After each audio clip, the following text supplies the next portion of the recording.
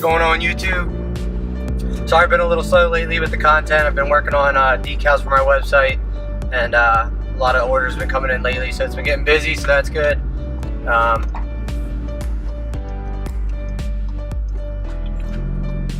just wanted to do this little vlog here. This is going to be what to expect from the Golf R going into the winter here.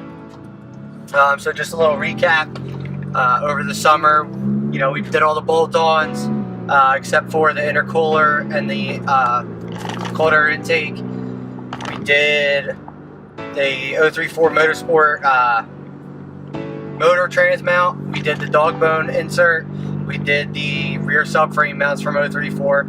Tried out the 30% ethanol mix. We have the JB4 on. We got the Circuit Works catalyst downpipe, the 3-inch turbo back, center exit exhaust, courtesy of Goodies. That pretty much sums up what we did. So fastest time we ran, a quarter mile with the car gutted, other than the driver's seat of course, we ran 11.95. That was on 24 pounds of boost with the ethanol mix. I've gotten the car since then up to about 27 pounds of boost when it's about, you know, around the 40s temperature wise. You know, you only get one good run in. Once it gets heat soaked, that's it. But it's running pretty good. Been having some issues with my JB4 lately, connecting to my phone. I haven't been able to connect in about a week and a half now, so I don't know what that's about. I checked the wiring because last time this happened, it was a loose connection with my USB dongle. But it seems to be plugged in now, and I'm still not getting a connection. I tried uninstalling the app, reinstalling the app. The only thing I can think of now is to completely disconnect, you know, any power sources from the JB4 to let that shut down and restart. Try that and see if that works. Hopefully it's not a, you know, equipment malfunction, but I'm sure Burger will rectify anything that has to be fixed on it. They have to send out a new unit, you know, whatever it might be. Hopefully that's not the case. I don't want to be, you know, having to take it off and send it in and be without a tune, especially now that it's winter. Finally we can raise the boost, and to be without a tune would suck. But so what to expect now with the Golf R? So the IATs in the summer obviously really limited us to 24 pounds. Obviously, I haven't been to the track now that it's been down in the 40s and 50s, so I probably won't be. I may or may not try to get there at least once before the end of the season, but I don't know if I'll be gutted, so it might not be a true comparison. Might be a similar time, maybe even slower. A lot of weight comes out of here when you do gut it. We're looking for lighter, you know, lightweight wheels. Wheels is probably going to be next on our list, probably after Christmas. And then we have an intercooler we're looking at, or to go meth. For my style of driving, an intercooler will probably serve me better because I tend to drive harder on the streets too, as a daily driver. So to have it all the time would probably be a little bit better in my book.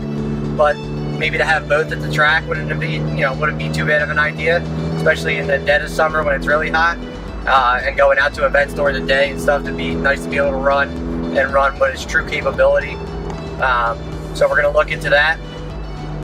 I'm gonna do some little, you know, we're finishing up the visual mods on the exterior. I got the engine spoiler on now. Got the Maxton Design rear side splitters on. You know, the exhaust is there in the center. We're gonna look at doing a custom rear diffuser to kind of make that exhaust more appealing. You know, it's a love-hate relationship with it. Some people love it, some people hate it. In my opinion, it still sounds great, no matter how it looks. So I personally like the look. I think in person does it way more justice than, you know, on video camera and in pictures. But you know, that's my opinion. It's also my car, so to each his own. What I would like to shoot for is to be able to run during the summer, obviously when I'm at the track the most, is around 26, 27 pounds of boost. So hopefully the intercooler will get me there at a consistent basis, and then definitely if it's paired with methanol. I'd like to maybe possibly try a rear sway bar in here, obviously not for drag reasons, because my traction is kind of pretty good right now.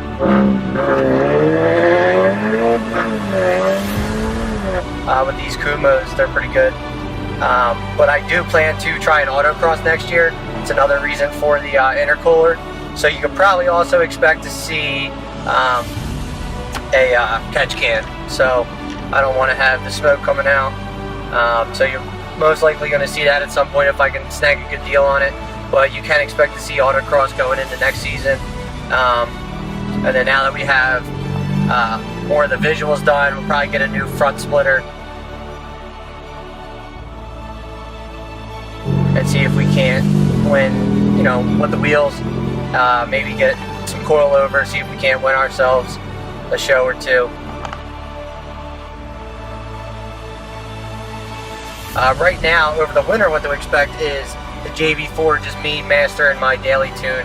I'm trying to get around 25, 26 pounds of boost. Obviously, with the temperature being down, I can do that now. And then when I go to the track, trying to get there at the end of the season or in the beginning of next season, I'll have it ready. But when it's still this cold out, basically, I plan to, you know, max my boost out on my pump gas, and then when I get to the track, just add the ethanol. Don't change anything map-wise. I want the map to be perfect on pump. You know, the way that the boost goes through.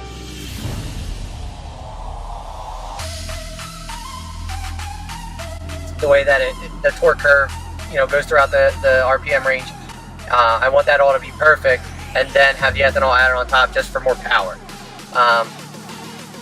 We're also going to try to maybe lower the boost in first 1 more pound to like actual stock boost 18 pounds, and then lower or limit second gear to maybe 22 pounds, because I noticed that the first to second gear shift is kind of clunky, and I think it's because of the drastic change in boost. So I might kind of ease it into second and then let it go balls out into third, and then, you know, fourth and fifth. So that's what you can expect kind of going into the winter. I'm going to also be doing very shortly, I had a request from a subscriber to really go over the JB4 maps and how I, you know, designate, you know, what I need to change and how I go about diagnosing those. So you can expect that very shortly, probably within the week. And then if it's anything worth talking about, whatever is going on with my JB4 and why I can't connect, you know, we'll get to that.